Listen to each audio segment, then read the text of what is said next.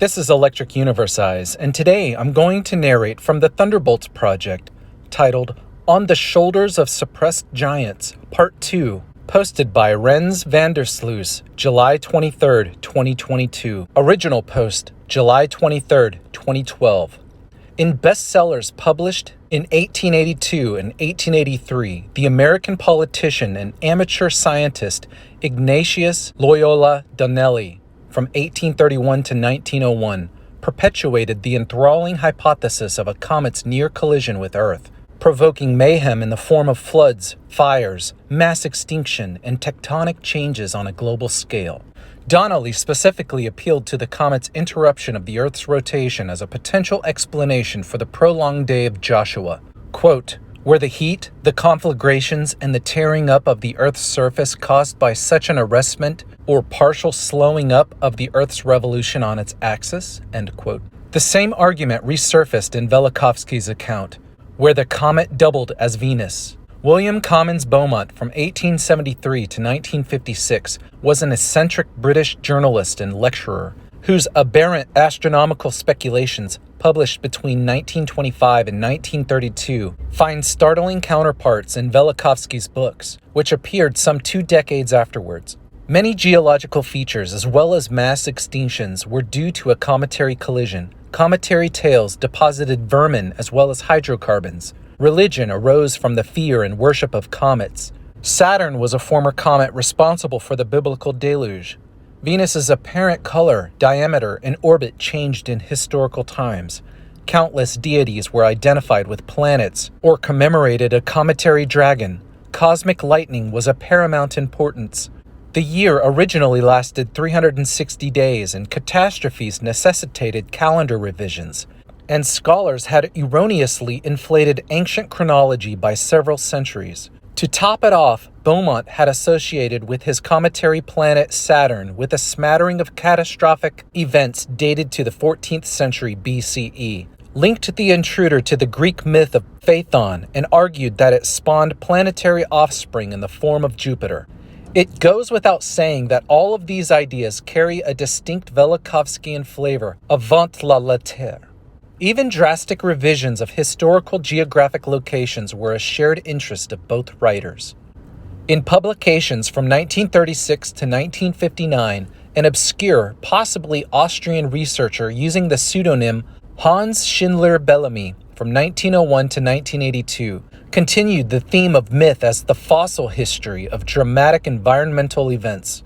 Building on Hans Horbiger's theory of moons spiraling into the sun unless intercepted by planets, Bellamy asserted that human traditions recorded the disintegration of a former moon, as well as the capture of the present one, quote, out of trans-terrestrial space where, not so very long ago, it existed as an independent planet, end quote. As a dazzling comet, this moon interacted with the Earth in ways that gave rise to the rich mythical genres of, quote, deluge and dragon fight, earth end and earth creation, of gods and heroes, end quote. Velikovsky's view, as noted, incorporated the notions of a recent acquisition of the moon and a giant planet-turned-comet menacing the Earth, though this protagonist was Venus instead of the moon.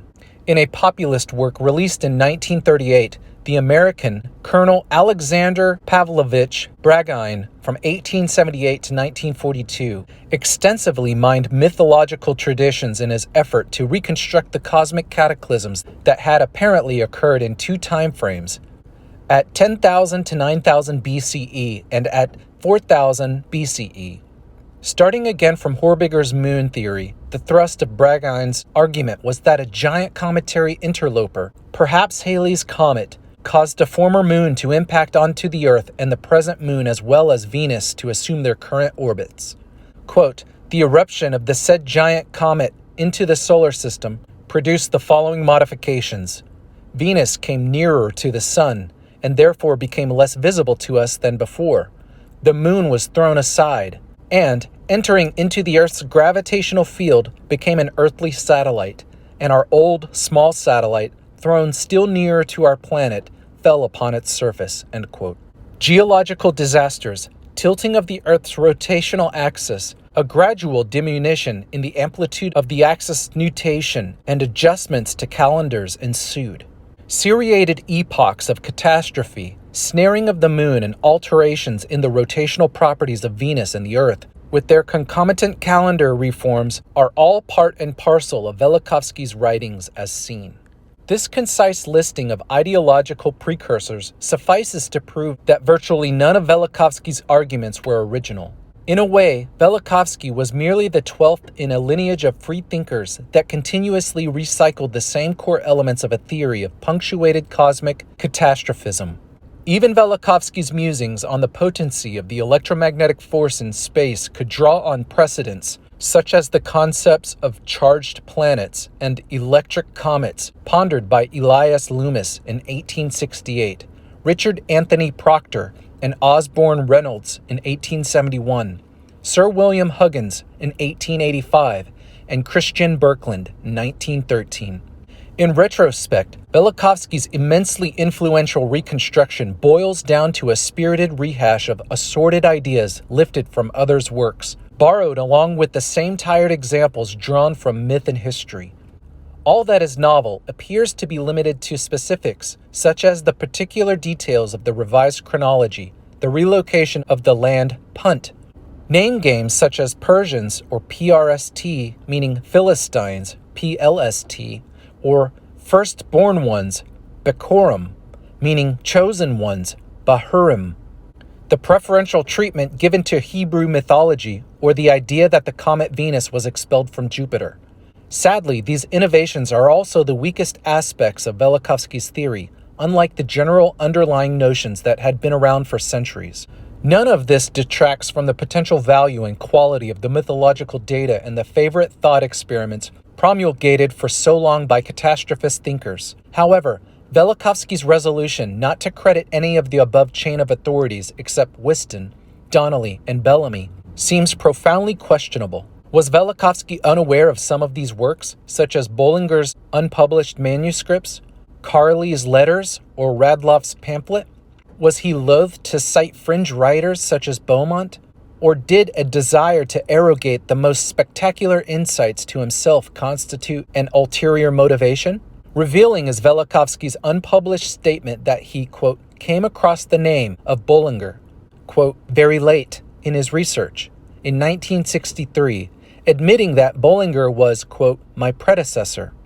Yet even so, surely Velikovsky, widely read, could not have missed the output of his contemporaries Beaumont and Bragin?